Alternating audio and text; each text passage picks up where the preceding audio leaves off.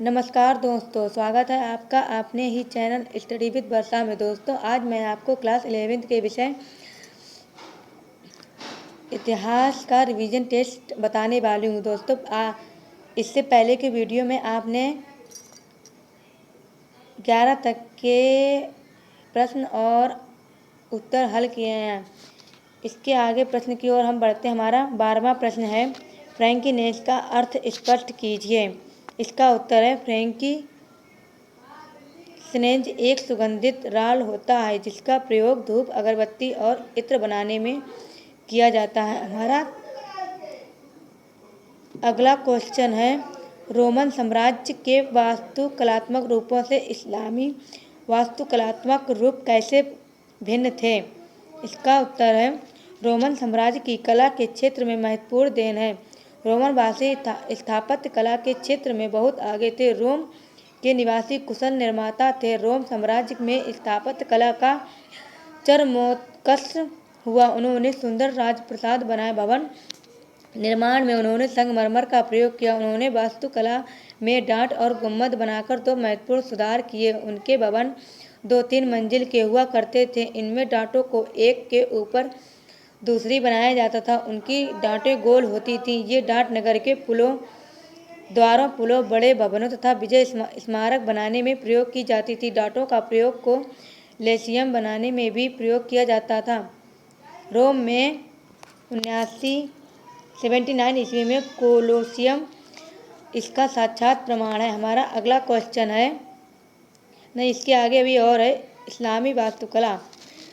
इस्लामी वास्तुकला पर ईसाई वास्तुकला का प्रभाव था। धार्मिक इमारतें इस्लामी वास्तुकला की महत्वपूर्ण देन है। स्पेन के मध्य एशिया तक फैली हुई मस्जिदें, इबादतगाह और मकबरे, मेहराबों, गुंबद, मीनार और खुले सहन और ये इस्लामी मुसलमानों की आध्यात्मिक और व्यवहारिक जरूरतों को अभिव्यक्त करती है। इस्लाम की पहली शताब्दी में मस्जिद ने एक विशिष्ट वास्तुशिल्पीय रूप प्राप्त कर लिया था जो प्रादेशिक विभिन्नताओं से परे थे। मस्जिद में एक खुला प्रांगण होता था जहाँ एक फव्वारा तथा जलाशय बनाया जाता था। दीवार में एक मेहराब होता था।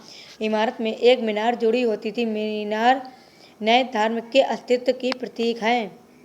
उन्होंने अनेक सराय, अस्पताल और महल बनवाए। उमैयादों में नखलिस्तानों में मरुस्थलीय महल बनाए, जैसे फिलिस्तीन में खिरबत अल मफजर और जॉर्डन में अमरा। उन्होंने महल रोमन और ससानी वास्तुलिपि के तरीके से बनाए थे। अब्बासियों ने समरा और बागों और बहते पानी के बीच एक नया शहरी शहर बनवाया। उनके भवनों में गोल गुंबद, छोटी मीनारें, घोड़ों के खुर के आकार के मेहराब तथा मरोड़दार स्तंभ होते थे। इस्लामी वास्तुकला की विशेषताएं अरबों की मस्जिदों, पुस्तकालयों, महलों, चिकित्सालयों और विद्यालयों में देखी जा सकती हैं। हमारा अगला क्वेश्चन है, फ्रांस के प्रारंभिक सामंती समाज के 2 लक्षणों का वर्णन कीजिए। इसका आंसर है, इसका आप स्क्रीनशॉट लेकर आंसर प्राप्त कर सकते हैं। हमारा अगला क्वेश्चन है, नाइट कौन थे, उनकी जीवन शैली पर प्रकाश डालिए। आप इसका भी स्क्रीनशॉट लेकर आंसर प्राप्त कर सकते हैं क्योंकि ये बहुत ज़्यादा लंबा है। आप इसका स्क्रीनशॉट लेके आंसर प्राप्त कर सकते हैं। हमारा अगला क्वेश्चन है, हाजदा जन समूह की जीवन शैली पर प्रकाश डालिए। इसका भी आप स्क्रीनशॉट लेके उत्तर प्राप्त कर सकते हैं। हमारा अगला क्वेश्चन है, यदि आप रोम साम्राज्य में रहे होते तो कहाँ रहना पसंद करते हैं, नगर या ग्रामीण क्षेत्र में, कारण बताइए।